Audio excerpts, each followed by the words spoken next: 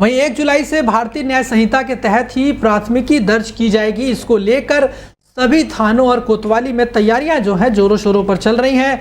दरोगा से लेकर मुंशी तक भारतीय न्याय संहिता और भारतीय नागरिकता सुरक्षा संहिता और नागरिक भारतीय साक्ष्य अधिनियम को पढ़ रहे हैं। साथ ही थानों में नई धाराओं को लेकर साइन बोर्ड लगाने की भी तैयारी की जा रही है।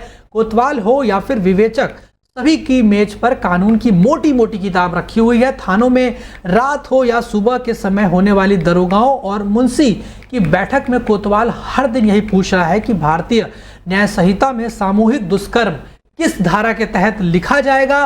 पहले यह 376D में दर्ज किया जाता था और इसी तरह से दहेज, हत्या से लेकर महिला अपराध की धाराओं को भी पूछा जा रहा है। लंबे समय से विवेचना कर रहे दरोगाओं के दिलो दिमाग में तो अभी भी पुरानी ही धाराएं ही चल रही है। ऐसे में अधिकांश अपने जवाब गलत ही दे रहे हैं। ऐसे में सभी थाना प्रभारी निर्देश दे रहे हैं कि 1 जुलाई से इसमें किसी तरह की कोताही या लापरवाही बर्दाश्त नहीं होगी।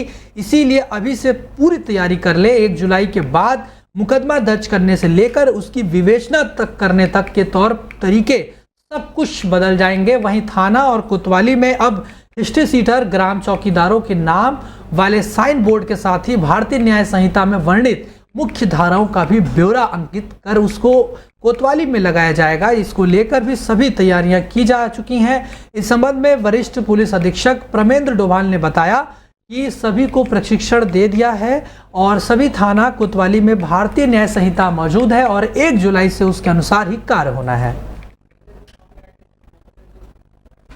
वहीं पंप स्टोरेज प्लांट के अंतिम चरण के काम के लिए टिहरी हाइड्रो डेवलपमेंट कॉरपोरेशन यानी कि THDC ने टिहरी बांध और कोटेश्वर बांध से बिजली उत्पादन 30 जून तक बंद कर दिया है।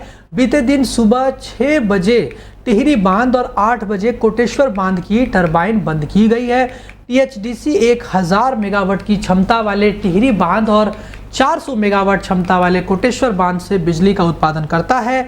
अब 1000 मेगावाट क्षमता वाला पंप स्टोरेज प्लांट भी बनकर तैयार हो गया है। इसके अंतिम चरण का काम चल रहा है और इस प्लांट से भी दिसंबर से बिजली का उत्पादन शुरू होना है। इसके बाद टिहरी बांध की बिजली उत्पादन की कुल क्षमता 2400 मेगावाट हो जाएगी।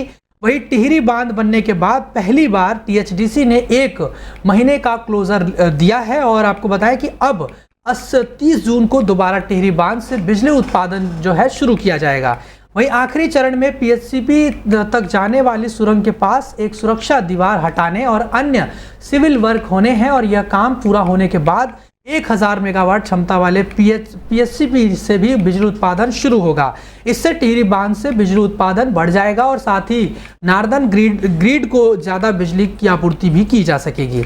बता दें कि आमतौर पर जून में टिहरी बांध से 200 मिलियन यूनिट और कोटेश्वर बांध से 84 मिलियन यूनिट बिजली का उत्पादन होता है, लेकिन अब 1 महीने उत्पादन बंद होने से 284 मिलियन यूनिट बिजली का नुकसान होगा। वहीं हरिद्वार रोड स्थित मोकमपुर के पास पैसिफिक ग्रुप ने उत्तराखंड के अब तक के सबसे बड़े मॉल ऑफ देहरादून का शुभारंभ किया। पहले दिन खरीदारी करने के साथ ही लोगों ने लोक गायिका प्रियंका मेहर के गीत सुने। युवा जो है देर शाम तक गीतों पर खूब थिरके और मॉल ऑफ देहरादून का उद्घाटन पैसिफिक ग्रुप के एग्जीक्यूटिव डायरेक्टर अभिषेक बंसल ने किया। इसके बाद गीत और कार्यक्रम हुए।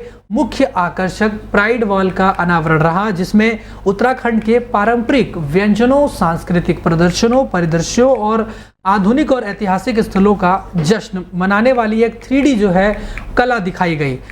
इसमें कहा गया कि हमने वास्तुशिल्प के माध्यम से राज्य की जीवंत संस्कृति, स्वादिष्ट भोजन और पर्यटन के अवसरों और शांत वातावरण को उजागर किया है। यहाँ उत्तराखंड का स्थानीय भोजन को फूड कोर्ट में महत्वपूर्ण स्थान दिया गया है। बताया गया है कि देहरादून के मॉल में शीर्ष अंतर्राष्ट्रीय और राष्ट्रीय रिटेल आउटलेट की एक प्रभावशाली श्रृंखला है, जिसमें PVR का 6 स्क्रीन मल्टीप्लेक्स भी शामिल है। वहीं लेकेस्टो, ओनित्सुका टाइगर और नायका लक्स गेस और गैंट जैसे ब्रांड के अलावा वेस्टसाइड, क्रोमा सहित कई प्रमुख रिटेल के स्टोर खरीदारों को भी आकर्षित करेंगे। वहीं उत्तराखंड हाईकोर्ट के न्यायमूर्ति मनोज कुमार तिवारी और न्यायमूर्ति रविंद्र मैठाली की अध्यक्ष अदालतों की कार्रवाई की आज से लाइव स्ट्रीमिंग होगी। हाई कोर्ट के रजिस्ट्रार जनरल की ओर से जारी सूचना में यह बताया गया है कि इस पहल का उद्देश्य पारदर्शिता और न्याय तक पहुंचने यानी कि न्याय तक कैसे पहुंचा जाए इसको बढ़ावा देना है, ताकि इच्छुक पक्षों और जनता को न्यायालय की आधिकारिक वेबसाइट के माध्यम से सुनवाई का अवलोकन करने का मौका मिले। वहीं लाइव स्ट्रीमिंग सेवा व्यक्तियों, चिकित्सकों, शोधकर्ताओं और आम जनता को अदालत कक्ष में शारीरिक रूप से उपस्थित हुए बिना अदालत की कार्यवाही देखने का अवसर प्रदान करेगी। इससे न केवल पारदर्शिता बढ़ेगी बल्कि जवाबदेही और कानूनी प्रक्रिया की भी समझ को बढ़ावा मिलेगा। चूंकि यह परीक्षण और कमीशनिंग चरण है, इसीलिए कानूनी बाधाओं और गोपनीयता चिंताओं के कारण कुछ कार्यवाही लाइव स्ट्रीमिंग के लिए योग्य नहीं हो सकती हैं। हालांकि बाद के चरण में अधिकांश सुनवाई इस मंच के माध्यम से सुलभ होगी। उन्होंने सभी हितधारकों को इस सुविधा का जिम्मेदारी से उपयोग करने और लाइव स्ट्रीमिंग के लिए स्थापित निर्देशों और प्रोटोकॉल का पालन करने के लिए कहा है। अदालती कार्रवाई की अनधिकृत रिकॉर्डिंग या प्रसार सख्त वर्जित है। इसके कानूनी परिणाम हो सकते हैं। एक्सेस निर्देशों और अभिलेखीय रिकॉर्ड सहित लाइव स्ट्रीमिंग के कार्यान्वयन के बारे में अधिक विवरण उचित समय पर सूचित किया जाएगा। वहीं देश भर में टोल टैक्स में हो रही वृद्धि क्षेत्र के टोल प्लाजा पर भी रविवार की मध्य रात्रि के बाद लागू हो गई है। ऐसे में देहरादून से हरिद्वार और हरिद्वार से दिल्ली की ओर जाने वाले वाहनों को करीब 10-10 रुपए ज़्यादा जो पैसा है वो चुकाना होगा। भारतीय राष्ट्रीय राजमार्ग प्राधिकरण के परियोजना निदेशक PS गुंसाई ने बताया कि टोल टैक्स में 5 से 10% तक की वृद्धि हुई है। सभी टोल प्लाजा पर बढ़ी हुई दरें बीते दिन की रात से लागू हो गई। वहीं देहरादून से हरिद्वार जाने के लिए करीब 10 रुपये टोल जो है वो वृद्धि हुई है। इसी तरह हरिद्वार से दिल्ली जाने के लिए बहादुरबाद में पड़ने वाले टोल पर भी करीब इतने ही रुपए अधिक चुकाने होंगे, जबकि देहरादून से वाया भगवानपुर रुड़की होकर दिल्ली पहुंचने वाले यात्रियों को भगवानपुर स्थित टोल पर करीब 5 रुपये अधिक चुकाना होगा।